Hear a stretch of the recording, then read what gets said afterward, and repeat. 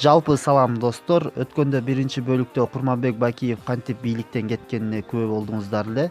Эми бул бөлүктө Курманбек Бакиев бийликтен кеткенден кийин биздин бийликке кимдер келди жана Кыргызстанда кандай болду, ошого көңүл бөлүп, анан экинчи бөлүктү баштасак.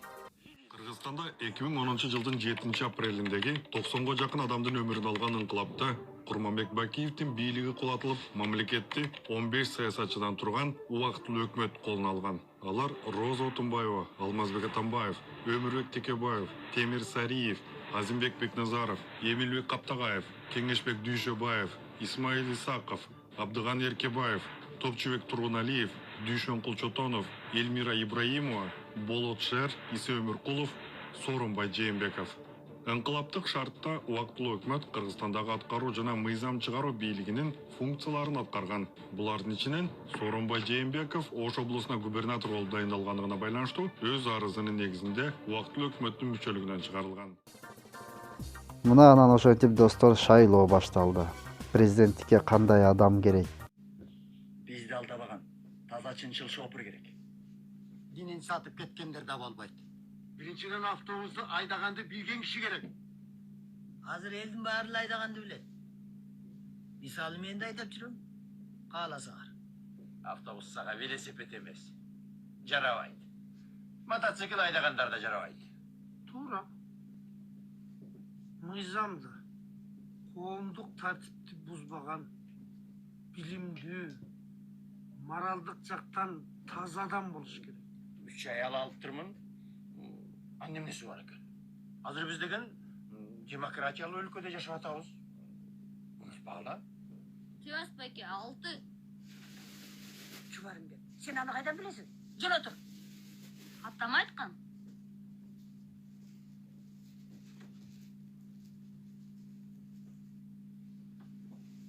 Жеп отурбайсың.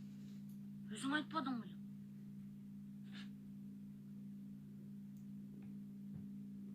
Балам, сага атаң жаш кезинде наркоман болгонун айткан жок беле?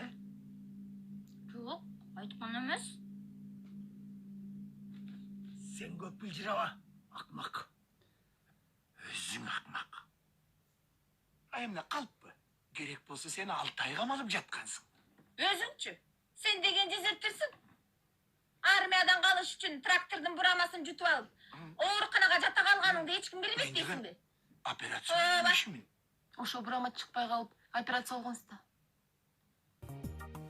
Ошентип 2010 жылы биздин Ак үйдө отурган депутаттар бири-бирин сындап, жамандап, бири-бирин өткөн кеткендерин айтып, бир орунда жылбай, экономика астыга кетпей жатканын көрүп, сыртта 1 миллион мигранттын арасынан Темирбек Асанбеков келип өзүнүн сунушун айтса, Тугандар.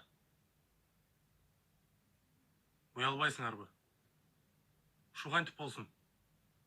Эгер уруш талашыңарды токтотпосоңор биз эч качан жетпейбиз. Биздин башкаруу системада 3 бийликтин бутагы бирикпей турат. Мына ушунун айынан саясий туруктуулук жок болуп, экономикалык өнүгүүгө шарт жок. Экономика каражат жагы тынчтыкты жакшы көрөт. Эгер тынчтык келбесе эч качан өндүрүштөр ачылып, эл иштер менен камсыз болбойт. Мына ушунун айынан финанс эмес, бүгүнкү күнү өзүбүздүн жаш жумушка тең балдарыбыз 60 000 бала миграцияга кетти. Спасибо. И мы переходим к вопросам для...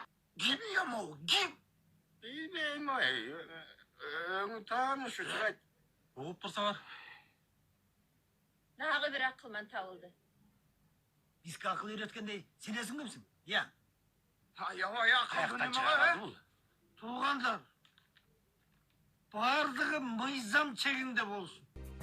эң туура жолдош милиционер, бардыгы мыйзам чегинде болуш керек. Элибиз мыйзамдуулукту гана жакшы көрөт, акыйкат чындыкты. Бирок могу Ак үйдө отурган мурда депутат, министр болгон, азыркы убакта министр депутаттар Асанбеков, Темирбек Шембаевди жакын жолотпойт. Себеп дегенде программасы биздин азыркы депутаттардын бизнестерине бүт карама каршы. Ошон үчүн жакын жолотпойт. Бул жерде кыргыз эли биз ынтымакка келишибиз керек. А сиздерге ушул момент суроо бергим келип атат да. Биз Кыргызстандын өнүгүшүн баарыбыз каалайбыз. Бирок кандай адам менен өнүктүрө алабыз?